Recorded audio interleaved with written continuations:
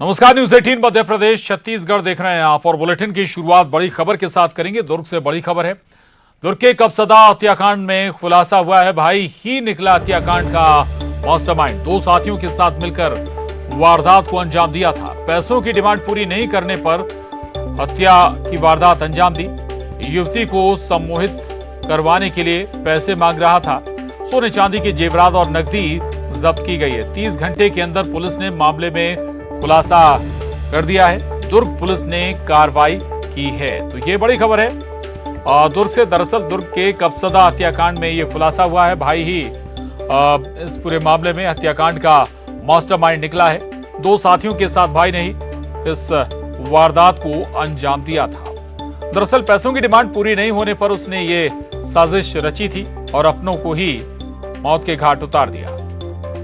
बताया जाता है कि युवती को सम्मोहित करवाने के लिए पैसे मांग रहा था और सोने चांदी के जेवरात और नकदी भी जब्त की गई है। 30 घंटे के अंदर ही पुलिस ने पूरे मामले का खुलासा भी कर दिया।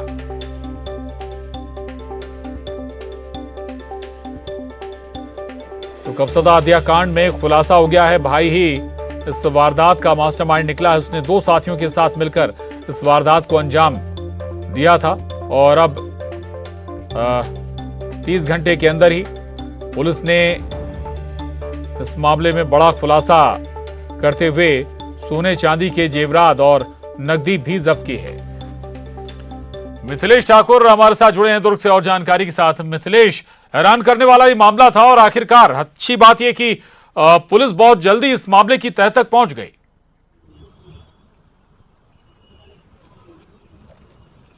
निश्चित रूप से प्रशांत, पुलिस के लिए काफी चैलेंजिंग विषय था, क्योंकि एक ही परिवार के 4 सदस्यों की निर्मम जघन्य हत्या की गई थी और पुलिस इस मामले में काफी संवेदनशील थी। इस पूरे मामले को सुलझाने के लिए पुलिस ने अलग अलग टीमों का गठन किया था और जिस तरह से न्यूज 18 भी कह रहा था और जिस तरह से अंदेशा जो जताया जा रहा था कि परिवार के कोई सदस्य हो सकते हैं जिनका पैसों का लेन देन हो सकता है, और आज जब खुलासा हुआ है तो ठीक वैसा ही हुआ है कि जो मृतक है उसका भाई इस पूरे मास्टर माइंड निकला है, जिसने पैसों के कारण अपने भाई सहित अपनी भाभी और उसके 2 बच्चों को मौत के घाट उतार दिया था। 4 लोगों की जघन्य हत्या कर दी थी। इसमें पूरा मास्टरमाइंड के साथ साथ में इसका 2 लोग जो हैं वो साथ देने के लिए थे, जिन्होंने इस पूरे वारदात को अंजाम दिया था। लंबे समय से यहां पर इनके बीच में पैसों को लेन देन को लेकर विवाद चला रहा था और जब आखिरी दिन जब था उस दिन ये हुआ था कि जब वो 16,000 रुपए की उसकी जरूरत थी, अपने भाई के पास पहुंचा था कि 16,000 मुझको दे दो, क्योंकि एक युवती है उसको वो सम्मोहित करवाना चाहता है। उड़ीसा में वो ये काम होता है, इसके लिए 16,000 रुपए चाहिए। इसी बात को लेकर विवाद हुआ और उसने अपने दोनों साथियों के साथ मिलकर पहले अपने भाई की हत्या की, उसके बाद में अपनी भाभी, और उसके बाद में जब बच्चे देख लिए तो उसके बाद में उन दोनों की भी हत्या कर दी। इस पूरे मामले को सुलझाने के लिए पुलिस ने अलग अलग टीम गठित की थी। 30 सदस्यीय टीम थी, अलग अलग एंगलों में जांच कर रही थी। उसके बाद में जब मृतक जो आरोपी था उसके घर में सने हुए, खून से सने हुए कपड़े और कुछ जो दिमाग में जब उसने हत्या की थी तो मांस का टुकड़ा भी पाया गया था। पुलिस को यहां से क्लू मिला और धीरे धीरे इस पूरे मामले की विवेचना जब की गई तो सारे तथ्य सामने आ गए और आरोपी पुलिस के गिरफ्त में है। पुलिस इस पूरे मामले में अभी भी जांच कर रही है। इसमें माना जा रहा है कि कुछ महिलाएं भी शामिल हो सकती है प्रशांत, तो उनकी भी जांच की जा रही है। बिल्कुल, जाहिर है कि विस्तार से जांच होगी तो हो सकता है कि कुछ और कड़ियां भी मामले में खुल जाएं। शुक्रिया मिथिलेश जानकारी के लिए। आगे बढ़ेंगे। रातापानी में बीजेपी की बड़ी बैठक चल रही है मध्य प्रदेश में। बैठक में 2023 की तैयारियों पर चर्चा हुई है। मंत्रियों के परफॉर्मेंस और पब्लिक इमेज पर भी बताया जाता है कि इस बैठक में चर्चा हुई है। योजनाओं को आम जनता तक पहुंचाने की तैयारी है। पार्टी की रीति नीति से जनता को अवगत कराएंगे। संगठन को प्रचार और प्रसार की जिम्मेदारी दी गई है। जातिगत समीकरण पर भी पार्टी का फोकस होगा। विधायकों की इंटरनल रिपोर्ट को लेकर भी चर्चा है। तो ये बड़ी खबर है। रातापानी में बीजेपी की ये बड़ी बैठक इस वक्त चल रही है और इस बैठक में 2023 की तैयारियों पर भी चर्चा का दौर चल रहा है।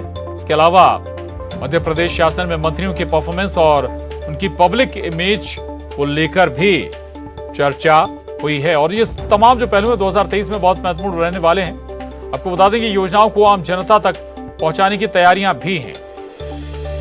न्यूज 18 संवाददाता शैलेंद्र हमारे साथ रातापानी से जुड़े हैं। शैलेंद्र, बड़ी बैठक है, लंबी बैठक है और जाहिर है कि तमाम संगठन से जुड़े हुए मंत्रियों, तमाम जो सरकार है वो यहां पर मौजूद है। क्या और चर्चा और क्या और नई बात अभी तक निकल कर आई इस बैठक से?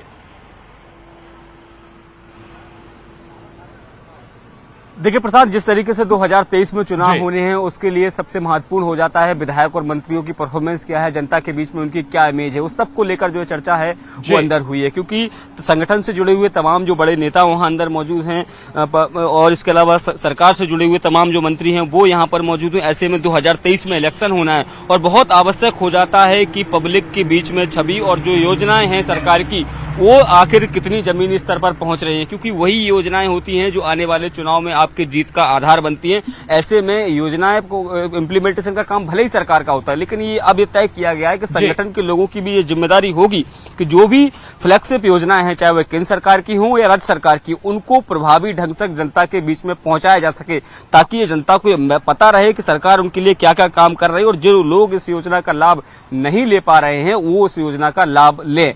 इसके अलावा एक सबसे बड़ी महत्वपूर्ण बात है कि जिस तरीके से अलग अलग सामाजिक समीकरण की बात करें या फिर जो क्षेत्रीय समीकरण है उसको साधने का एक प्रयास जरूर ये इसको लेकर चर्चा हुई है कि आने वाले समय में जल्द ही जो निगम मंडल के खाली पद हैं उनको भरा जाएगा, ताकि जो इलाके वंचित रह गए, खासकर अगर रीवांचल की बात करूं, बिंद के इलाके जो है वहां पर ये हमेशा ये मांग उठती रहती है कि जो प्रतिनिधित्व उस इलाके को मिलना चाहिए, जिस हिसाब से 2018 में जो सीटें मिली थी उस हिसाब से उनको प्रतिनिधित्व नहीं मिला है। तो ऐसे में आने वाले समय में जब निगम मंडल को नियुक्तियां होंगी तो उन इलाकों को विशेष फोकस किया जाएगा जिन इलाकों में अभी तक प्रतिनिधित्व नहीं है। मंत्रियों के परफॉर्मेंस को लेकर तमाम चर्चाएं हुई हैं, क्योंकि कई ऐसे में देखने में आया कि कुछ मंत्रियों के डिपार्टमेंट्स का जो प्रदर्शन है वो बेहद पुअर रह रहा है और कुछ लोग जो है अपनी बयानबाजियों के चलते कहीं ना कहीं सरकार को भी घेरने का काम करते रहते हैं। तो ऐसे जो तमाम मंत्री का जिक्र किया शैलेंद्र आपने, तो आखिर में साल सवा साल यानी कि साल सवा साल भर के लिए ये पद देकर उन्हें खुश करने की कोशिश होगी। दूसरा जिक्र आप कर रहे हैं कि जो मंत्री हैं उनका परफॉर्मेंस, उसे सुधारने के प्रयास भी होंगे और अगर नहीं सुधारा जाता है तो फिर क्या टिकट पर भी इसका इम्पैक्ट नजर आएगा? मंत्रियों के भविष्य में वो सारे समीकरण देखे जाएंगे, कौन जीत रहा है कौन नहीं जीतेगा। शैलेंद्र जी। बिल्कुल प्रशांत, आपने ठीक कहा कि 2018 के चुनाव में भी हमने देखा था कि जो खराब परफॉर्मेंस वाले मंत्री थे उनको टिकट काट दिया गया था और कई लोग ऐसे थे जिनको एज बैरियर होते हुए उनको टिकट काट दिए गए थे। तो ऐसा ही ये सब चर्चाएं हो रही है कि आखिर किस मंत्री का क्या परफॉर्मेंस है, आने वाले एक साल में जो चुनाव होने हैं क्या वो जीत पाएंगे या नहीं जीत पाएंगे। कुछ विधायक भी है जिनका परफॉर्मेंस खराब है, इन सब को लेकर चर्चा हो रही है। और ये बात बिल्कुल सही है कि 2018 में बिंद वो इलाका था जिसने बीजेपी को एक बड़ी बढ़त दी थी। हालांकि सरकार नहीं बना पाए थे, वो एक अलग बात है, लेकिन 2018 में अगर इतनी 100 से अधिक सीटें अगर लेके आए थे तो उसके पीछे कारण था बिंद। लेकिन वही बिंद जब चौथी बार सत्ता में आए तो उनको जो प्रतिनिधित्व मिलना चाहिए था वो नहीं मिला। और यही कारण है कि अब जो निगम मंडल की बात हो रही हो या फिर आने वाले समय में जो मंत्रिमंडल के विस्तार की बात हो रही है उसमें बिंद को तवज्जो दी जाएगी। क्योंकि यदि 2023 का रण आपको जीतना है तो ग्वालियर चंबल संभाग मालवा ही नहीं बल्कि आपको बिंद और बाकी के इलाके जो उपेक्षित इलाके हैं उन पर भी विशेष फोकस करना होगा। ये तमाम जो रणनीतियां हैं वो अंदर तैयार की जा रही है, क्योंकि इस बैठक में BL संतोष, इसके अलावा अजय जामवाल जो संगठन के प्रमुख हैं वो सारे लोग यहाँ मौजूद हैं। इसके अलावा सरकार की तरफ से खुद शिवराज सिंह चौहान और उनके जो चुनिंदा मंत्री हैं वो सारे लोग मौजूद हैं। सत्ता और संगठन के बीच में 2023 में जी बिल्कुल ठीक है, आप नजर बना रखिएगा शैलेंद्र, आगे अपडेट आपसे लेते रहेंगे और इस बैठक में क्या कुछ चल रहा है। शुक्रिया फिलहाल आपका इस पूरी जानकारी के लिए। आगे बढ़ेंगे। इंदौर में 6 माह की गर्भवती महिला की शिकायत पर 4 युवकों के खिलाफ सामूहिक दुष्कर्म SC/ST एक्ट सहित कई गंभीर धाराओं में केस दर्ज कर उन्हें गिरफ्तार कर लिया गया है। महिला की माने तो सोशल मीडिया पर जॉब के नाम पर आरोपियों से दोस्ती हुई और नशीला पदार्थ खिलाकर उसके साथ सामूहिक दुष्कर्म किया गया।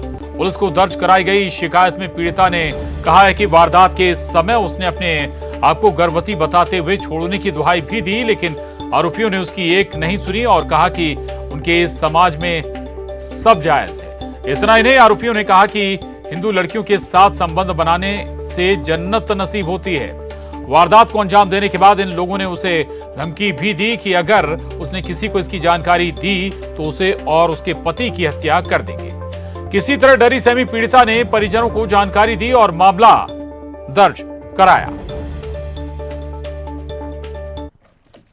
उसको गाड़ी में बुलाया गया, फिर नाश्ता कराया, पानी पिलाया और फिर उसके बाद उसको लीगल से विजयनगर तरफ कहीं ले गए किसी घर में, फिर वहां पर उससे दुष्कृत किया, ऐसा उसने रिपोर्ट में लिखाया है। पुलिस सभी बिंदुओं पर इन्वेस्टिगेट कर रही है और जो भी सही होगा उसका तो कार्रवाई हम लोग करेंगे।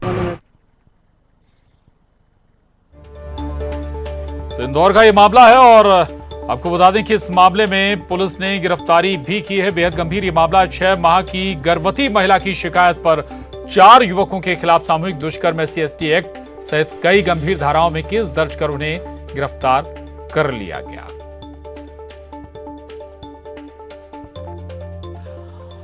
इंदौर से विकास सिंह चौहान हमारे साथ जुड़े हैं इंदौर से। और विकास, हैरान करने वाला ये मामला है और युवती के जो बयान है वो और चौंकाने वाले हैं।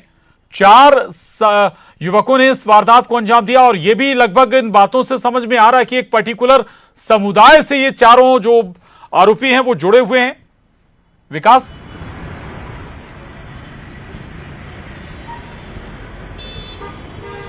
जी हाँ, बिल्कुल प्रशांत। इंदौर की तुगोवंश थाना पुलिस ने एक युवती की शिकायत पर 4 आरोपियों के खिलाफ प्रकरण दर्ज किया है, जिसमें आरोपियों के नाम प्रिंस, अफजल, अरबाज और सैयद उर्फ साहिद, इन सभी आरोपियों के नाम है। तुगोवंश पुलिस ने प्रकरण दर्ज होने के कुछ ही देर बाद इन चारों आरोपियों को गिरफ्तार कर लिया और आज मेडिकल के पश्चात उन्हें कोर्ट पेश अब से कुछ देर बाद किया जाएगा। पूरी जो घटना की जानकारी है, पीड़िता जिस प्रकार से प्रकरण दर्ज कराया है उसके माध्यम से मिली जानकारी के मुताबिक पीड़िता का परिचय इंस्टाग्राम के माध्यम से एक आरोपी से हुआ था। जून माह में इनकी पहली मुलाकात भी हुई थी। उसके बाद आरोपी ने फिर एक बार भंवरकुआ इलाके में मिलने के लिए बुलाया और उस वक्त ही युवती का नंबर आरोपी ने ले लिया था। उसके बाद कुछ जब आपत्तिजनक बातचीत की तो दोनों के बीच बातचीत बंद हो गई। इसके बाद लगातार जॉब को लेकर के दोनों के बीच बातचीत लंबे समय बाद में हुई और एक दिन इसी माह में रीगल तिराहे पर युवती को मिलने के लिए बुलाया। यहाँ पर जो आरोपी थे वो पहले से नाश्ता कर रहे थे। इस दौरान एक नशीला पदार्थ नाश्ते में मिलाकर युवती को पिला दिया गया और उसके बाद उसे एकांत में लेकर उसके साथ सामूहिक दुष्कर्म जैसी सनसनीखेज वारदात को अंजाम दिया। हालांकि कुछ दिनों बाद युवती ने इसकी जानकारी अपने पति को दी। पति ने बीजेपी के एक नेता के साथ मिलकर पुलिस के बड़े अधिकारियों से संपर्क साधा और पूरी घटना की जानकारी दी। इसके बाद आरन फारन में सभी पुलिस अधिकारी हरकत में आए, तत्काल प्रकरण दर्ज कर चारों आरोपियों को गिरफ्तार कर लिया। हालांकि इसके बीच अगर बात की जाए जिस प्रकार से युवती की तरफ से शिकायत दर्ज कराई गई है उसमें कई चौंकाने वाले तथ्य भी निकलकर सामने आए हैं। बिल्कुल बिल्कुल, शुक्रिया विकास पूरी जानकारी के लिए। आगे बढ़ेंगे। महात्मा गांधी की जयंती से पहले आज भोपाल के राज्य शिक्षा केंद्र से संविदा कर्मियों ने दांडी यात्रा निकाली। भोपाल के साथ साथ प्रदेश भर में यात्रा निकाली गई जिसके जरिए सरकार का ध्यान खींचने का प्रयास किया गया। संविदा पर काम कर रहे कर्मचारी अपने नियमितीकरण की मांग कर रहे हैं। बता दें कि प्रदेश में करीब 1.5 लाख संविदा कर्मी काम कर रहे हैं जो लगातार इसमें जुटे हुए हैं। अंग्रेजों के छक्के छुड़ा दिए थे और देश को आजाद करा दिया था। आज हमारे संविदा कर्मचारी तमाम मांगों को लेकर इस समय दांडी यात्रा निकाल रहे हैं। आप देख सकते हैं यहाँ पे तमाम कर्मचारी जो है इस दांडी यात्रा को राज्य शिक्षा केंद्र से आगे तक निकाल रहे हैं। कुछ लोग मौजूद हैं। क्या मांगे आप लोग की? पूरा काम मांगे क्या? रमेश यादव, मध्य प्रदेश संविदा कर्मचारी अधिकारी महासंघ, इनकलाब। आज प्रदेश के संविदा कर्मचारी पूरे प्रदेश के अंदर चरणबद्ध आंदोलन कर रहे हैं, जिसके तहत हम मध्य प्रदेश शासन को ये संदेश दे रहे हैं कि संविदा कर्मचारी 25-30 सालों से काम कर रहे हैं और उनको आधा वेतन दिया जाएगा। वहीं जन अभियान परिषद के संविदा कर्मचारी, गुरुजी, शिक्षा कर्मी, पंचायत कर्मी सबको नियमित कर दिया है और संविदा कर्मचारी को नहीं किया है। इसको लेकर पूरे प्रदेश के संविदा कर्मचारियों ने आगाज किया है और आज पूरे चरणबद्ध आंदोलन के तहत पूरे प्रदेश में आज दांडी यात्रा हम निकाल रहे हैं। गांधी जयंती कल है, लेकिन हम आज इसलिए कर रहे हैं कि गांधी जयंती पे उनका सम्मान हो और उनका जो भी हमारी मांगे हैं वो शासन तक पहुँचे। कितने कर्मचारी हैं मतलब? पूरे प्रदेश में 1 से 1.5 लाख संविदा कर्मचारी। बिल्कुल नियमितीकरण की मांग को लेके जो है इस तरीके की दांडी यात्रा निकाल रहे हैं। एक मैसेज देने की कोशिश कर रहे हैं ताकि सरकार उनकी मांगों को, जो कि 25 साल तक अभी तक नहीं सुनी, उन मांगों को फिर से सुन सके। कैमरामैन मोहसिन के साथ मनोज राठौर, न्यूज़ 18 भोपाल। और छत्तीसगढ़ के अलग अलग शहरों में चोरी के शक में संदिग्धों की पिटाई की खबरें लगातार सामने आ रही हैं। बिलासपुर के कोटिया गांव में चोरी के शक में युवक की जमकर पिटाई कर दी गई। बताया जा रहा है कि लोगों ने आरोपी को बंधक बनाकर जमकर पीटा। ग्रामीणों ने लाठी, डंडे, लात घूंसे से पिटाई कर दी। मारपीट का वीडियो जमकर वायरल हो रहा है। वहीं धमतरी में 2 अलग अलग गांव में बच्चा चोरी के शक में 5 संदिग्धों को लोगों ने पकड़ लिया, जिसमें 4 महिलाएं भी शामिल हैं।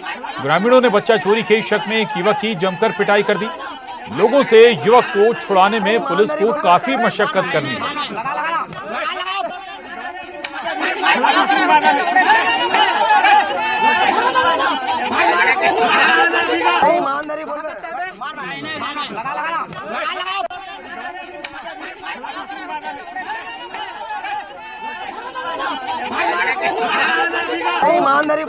आपको बता दें, दरअसल छत्तीसगढ़ में 2 अलग अलग शहरों में चोरी के शक में संदिग्धों की पिटाई कर दी गई। पिटाई की खबरें लगातार सामने आ रही हैं। बिलासपुर के कोटिया गांव में चोरी के शक में युवक को जमकर पीटा गया। तो दूसरी खबर धमतरी की है, जहां बच्चा चोरी के शक में 5 संदिग्ध लोगों की पहचान हुई और इनमें कुछ महिलाएं भी शामिल थीं। तो यहां भी लोगों ने जमकर इनकी पिटाई कर दी और पुलिस को इन सभी को छुड़ाने में खासी मशक्कत करनी पड़ी। और ग्वालियर से बड़ी खबर है, मंदिर की दीवार तोड़ने को लेकर विवाद हो गया। स्थानीय लोगों और ननी के अमले में मारपीट हो गई। सिकंदर कंपू के इमली नाके का ये मामला है। स्थानीय पार्षद पर दीवार तोड़वाने के आरोप लगे हैं। तो ये बड़ी खबर है ग्वालियर से, जहां मंदिर की दीवार तोड़ने को लेकर विवाद हो गया। स्थानीय लोगों और ननी के अमले में मारपीट हो गई। नए सिकंदर कंपू के इमली नाके का ये मामला बताया जा रहा है, जहां पर जो अमला था वो जो दीवार है उसे गिराने के लिए पहुंचा था। ग्वालियर का मामला है। मंदिर की दीवार तोड़ने को लेकर पूरा विवाद हो गया। सुशील कौशिक हमारे साथ जुड़े हैं और जानकारी के साथ। सुशील, क्या विवाद था? मंदिर की दीवार टूटी और इसी को लेकर ये पूरा विवाद खड़ा हुआ था। प्रशासन ने तोड़ी ये दीवार। सिकंदर कंपू के इमली नाका इलाके की ये घटना है। यहाँ एक मंदिर है पुराना, और उसी मंदिर की जो दीवार थी वो नगर निगम के अमले ने थोड़ी तोड़ दी थी, और यही वजह है कि इसी से नाराज होकर जो रहवासी है उस एरिया के, उनकी और नगर निगम अमले के बीच में मारपीट हो गई। दरअसल आरोप लोगों का यही था कि जो स्थानीय पार्षद है, उस पार्षद के शय पर नगर निगम के अमले ने इस मंदिर की दीवार को इंक्रोचमेंट बताकर तोड़ा है, और इसी के चलते ये विवाद हुआ। हालांकि विवाद की खबर लगते ही पुलिस प्रशासन मौके पर पहुंचा, मामले को शांत कराने का प्रयास किया गया है, और जानकारी यही मिली है कि जो मंदिर की दीवार थी वो इंक्रोचमेंट के रूप में थी आगे दीवार, और यही वजह है कि जब नगर निगम के अमले ने इसे तोड़ा तो फिर स्थानीय जो रहवासी थे उनकी जो है गुस्से का शिकार नगर निगम का अमला हो गया। और लोगों का यही कहना है कि जो स्थानीय पार्षद है उसकी शय पर जो है इसकी तोड़फोड़ की गई है। ठीक, शुक्रिया सुशील। आगे बढ़ेंगे, भोपाल से बड़ी खबर है। वाहन चोर गिरोह का पर्दाफाश हुआ है भोपाल में। कर्ज चुकाने के लिए चोरी किए 30 लाख के वाहन। गिरोह ने 37 दोपहिया वाहन चोरी कर लिए। 5 शातिर चोर पुलिस की गिरफ्त में भी आए हैं। तो ये बड़ी खबर है भोपाल से। दरअसल वाहन चोर गिरोह का पर्दाफाश हुआ है और कर्ज चुकाने के लिए इन्होंने करीब 30 लाख के 37 दोपहिया वाहन चोरी कर लिए। 5 शातिर चोर अब पुलिस गिरफ्त में भी आए हैं। भोपाल का ये मामला है। एक्सक्लूसिव तस्वीरें भी आपको दिखा रहे हैं। दरअसल 37 वाहनों पर हाथ साफ कर दिया इन चोरों ने। मकसद था कर्ज चुकाना, और 30 लाख के वाहन पर हाथ साफ किया इन चोरों ने। 5 शातिर चोर अब पुलिस गिरफ्त में है, और इनके जरिए हाथ साफ किए गए वाहन भी अब पुलिस ने बरामद कर लिए।